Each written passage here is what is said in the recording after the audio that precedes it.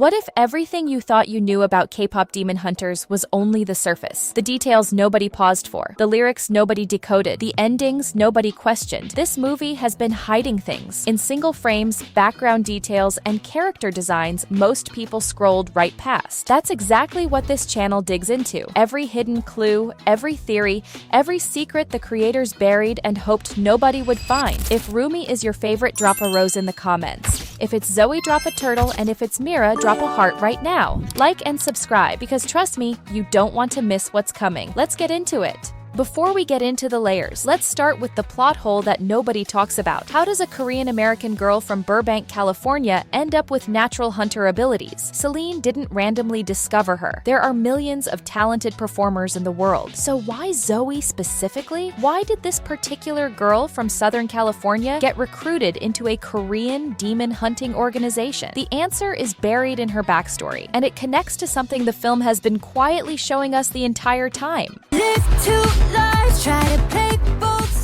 The most obvious interpretation of I lived two lives is the one everyone lands on first. Zoe grew up in America, but she's ethnically Korean, and that puts her in a painful in-between space. Too American to fully belong in Korea, too Korean to feel completely at home in America. The exhausting part of that experience isn't just the identity crisis itself, it's the performance, constantly adjusting who you are depending on the room you're in. A different version of yourself at school, a different version at home, a different language, a different way of carrying yourself. And neither version ever feeling fully real. She grew up with two languages, two homes, and nowhere that felt completely like hers. That alone is enough to explain the lyrics, but it's just the first layer. Here's where the visual storytelling hits differently. During Zoe's verse in Golden, we watch her get physically pulled in opposite directions by two hands, one male, one female. Most people read this as a metaphor for her cultural identity, but look at what happens in that moment. As those two hands pull her apart, she drops a magazine, and that magazine has the Sunlight Sisters on the cover. That's not a random prop choice. I Lived Two Lives isn't just about being caught between two cultures. It's about being caught between two parents, forced to be a different version of herself for each one, never allowed to just be one whole person. But here's the theory that reframes the divorce entirely. What if her parents didn't split over incompatibility? What if her mother had been keeping massive supernatural secrets? Secrets that slowly made it impossible to sustain a real marriage. Imagine being married to someone who wakes up from nightmares she can't explain, who flinches at certain songs, who insists on leaving Korea and erasing every trace of who she used to be, and never tells you why. The divorce didn't destroy Zoe's family. A hidden supernatural past did, and Zoe has been carrying the damage from that without ever knowing what actually caused it. This is the layer that changes everything. Zoe had hunter abilities before she ever joined Huntrix. She uses weapons rooted in Korean shamanic tradition. She was specifically recruited by Celine for reasons the movie never fully explains. And there's a drawing of a demon in her high school notebook, which means some part of her was already aware of a world she had no conscious access to. Here's where Korean cultural tradition fills in the gap. There's a concept in Korean shamanism called shinbyung, a spiritual affliction that calls people toward becoming mudang, Korean shamans. And one of its defining symptoms is exactly what Zoe describes: feeling like you don't belong anywhere, living between two realities, being pulled towards something you can't name. In this universe, demon hunters are directly based on mudang, people who use song, performance, and spiritual practice to protect communities from evil. There are two types: hereditary shamans who inherit the ability through bloodline, and charismatic shamans who are called through spiritual suffering when that bloodline was suppressed. If Zoe's mother was a Sunlight Sister and deliberately hid that from her daughter, then Zoe's abilities would have surfaced anyway. Not through training, through restlessness, through dreams she couldn't explain, through being unconsciously pulled towards symbols and traditions she was never taught. Her displacement wasn't just cultural, it was her spiritual inheritance trying to find her, even after her mother worked to bury it.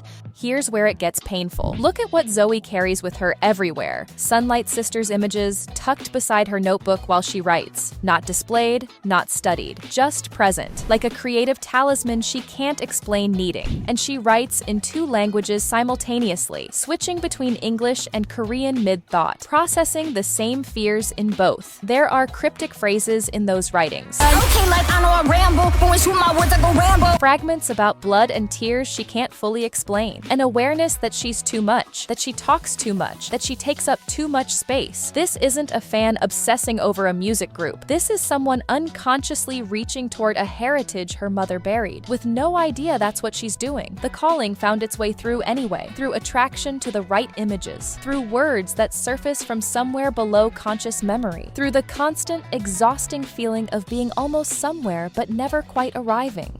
Now here's what connects all three layers. The missing third member of the Sunlight Sisters is Zoe's mother. After whatever tragedy broke the group apart, the third sister didn't just quit. She fled all the way to California. And the reason she fled wasn't just exhaustion. It was guilt. Specifically, survivor's guilt over failing to protect Roomie's mother, the sister she lost. She built a new life in Burbank, started a family, tried to give her daughter everything she never got to have. Normalcy, safety, a future without supernatural weight attached to it, but she couldn't talk about any of it. Couldn't explain the nightmares, couldn't explain why certain songs made her flinch, or why she was so insistent about leaving everything Korean behind. And over time, the marriage broke under the pressure of all those unspeakable things. The timeline lines up. The Sunlight Sisters were active roughly 20 to 25 years ago, exactly when Zoe's mother would have been in the group and then disappeared. Zoe is in her early 20s now, and Burbank isn't a random detail. It's a city built around reinvention. Entertainment industry, creative people, everyone with a carefully constructed version of who they want to be. The perfect place for a former supernatural performer to disappear into. This also resolves the recruitment question entirely. Celine didn't find Zoe through a talent search. She never lost track of her former teammate's daughter. She knew exactly where Zoe was, watched from a distance as the classic signs of suppressed spiritual calling surfaced: the seeking behavior, the cultural displacement, the unconscious pull towards Sunlight Sisters content, and waited, because Celine would have recognized every single symptom. She would have known that no matter how hard Zoe's mother tried to protect her, the calling was going to surface eventually. And when it did, Huntrix would need her. What's heartbreaking is that this means Celine made a calculated decision, letting Zoe struggle through years of identity confusion and displacement, knowing the truth the whole time, waiting for the right moment to use her. Here's the part that makes this theory hit emotionally. Every single thing Zoe struggles with traces back to the same origin point: her mother's impossible choice. Her cultural displacement exists because her mother hid their Korean heritage to keep her away from the supernatural world. Her family trauma exists because you cannot build a real marriage on secrets that size. Her supernatural burden exists because spiritual inheritance doesn't disappear just because someone runs from it. It just manifests as restlessness, disconnection, and the feeling that you're always slightly out of place no matter where you are. 3 completely different traumas, one source. During the climax, when Guima goes after Zoe, he doesn't attack her physically. He goes straight for the wound. You're too much and not enough. You'll never belong anywhere.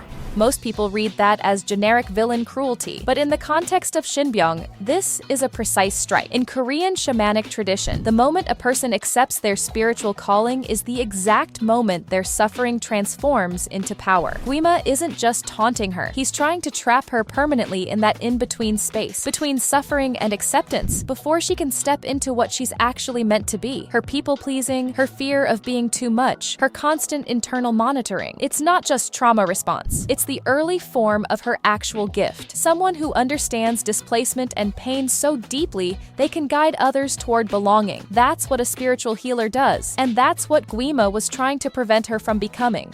If this theory is confirmed in part 2, the emotional potential is devastating. Picture Huntrix discovering the truth about Zoe's mother. Picture the confrontation between Celine and the third sister, 2 women who responded to the same loss in completely opposite ways. Celine stayed. She buried herself in duty, carried the weight alone, became the rigid mentor who never let herself rest. The third sister ran. She chose her daughter over the mission, spent decades trying to protect her child from the exact destiny Celine was quietly guiding her toward. And at the center of that confrontation, Zoe, finding out that every piece of her displacement, every identity crisis, every feeling of being broken and between worlds was the direct result of her mother's love. A love that created different wounds trying to prevent the original ones. That's the kind of reveal that doesn't just reframe a character, it reframes the entire story. And that brings everything back to that moment with the magazine. When Zoe is pulled apart and drops the Sunlight Sisters cover, she's literally losing her grip on her own family history without knowing it. The visual is so specific, it can't be accidental. The filmmakers chose that image. They chose that moment. By the end of the film, Zoe finds her place, not by learning the truth about her mother, but by becoming a hunter herself. She resolves all three versions of two lives at once. Her American upbringing, her Korean heritage, and her supernatural calling finally stop pulling in different directions and become one thing. She was never meant to choose between worlds. She was built to be the bridge between them. The girl who spent her childhood unconsciously reaching for something her mother buried found it, not through answers, but through becoming exactly who she was always meant to be. That's the full theory. 3 traumas, 1 source, and a family secret the movie has been hiding in plain sight since the opening scene. Drop your take in the comments. Do you think Zoe's mother is the missing Sunlight Sister? And what happens when Zoe finds out the truth? Is she angry? Grateful? Does she try to fix what broke between Celine and her mother? Subscribe for more breakdowns like this. There's still so much buried in this film that nobody's talking about yet. See you in the next one.